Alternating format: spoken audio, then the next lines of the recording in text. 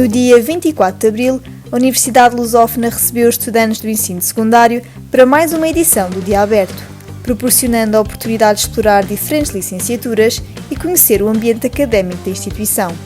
O evento contou com vários workshops, com destaque para a licenciatura em Biologia, que explorou os princípios fundamentais da biologia e os mecanismos de adaptação ao meio,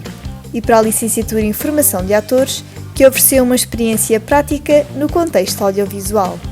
Desta forma, a Universidade ULusófona reafirma o seu compromisso em apoiar futuros alunos na descoberta das suas vocações e na construção do percurso académico e profissional.